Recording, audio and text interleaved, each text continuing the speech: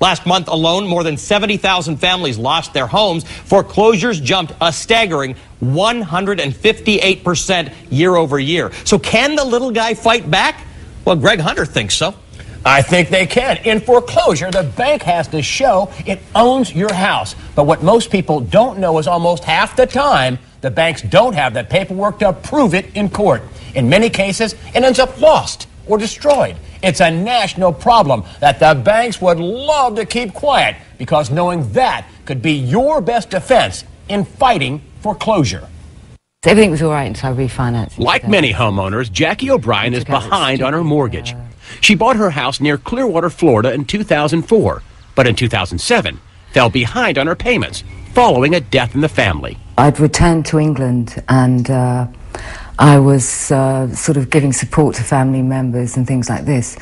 And when I came back to America, I was in default with my mortgage. I was behind with my payments. She says she tried on several occasions to catch up on her payments with her bank, Wachovia.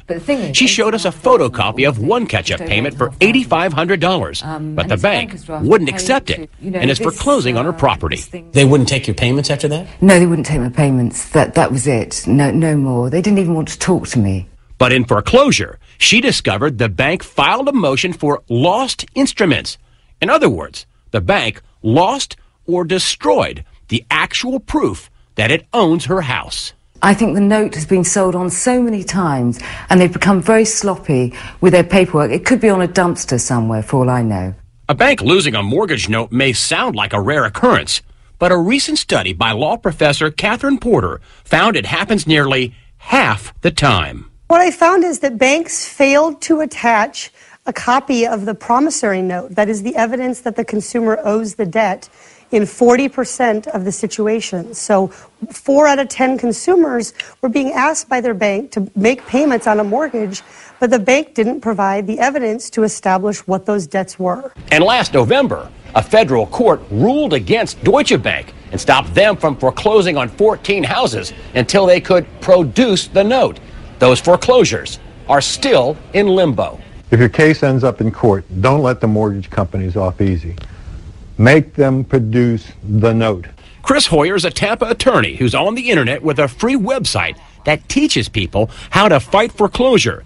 He thinks people should fight, not for a free house, but for a better deal. If you're about to lose your home, at least make them produce the note. Make them prove, first, that they have the note, the IOU, and second, that the person who's standing in court is a person authorized by the owner to take your home. And that's just what Jackie O'Brien is planning to do. I'd like to know who actually owns my mortgage. I'd like to know who I can deal with. I'm going to make them produce the note. She says the bank is pressing on with foreclosure and won't agree on a catch-up payment. In addition, she says they keep tacking on fees. The only way that they will do it is that if I pay them something like $20,000 in fees and things, they want me to pay all these extra fees that they've thrown in on top. Catherine Porter says excessive and unnecessary fees are also a national trend. The most disturbing thing we saw was that most banks simply don't tell consumers what these fees are for. So we saw thousands of dollars of charges that were labeled as other or miscellaneous. And so consumers have no way to know if, in fact, those fees are legitimate. We contacted Wachovia to ask about the case, and they said, due to customer privacy concerns, we cannot give specifics into pending customer actions, but we will work with customers through the delinquency and foreclosure process to keep them in their homes.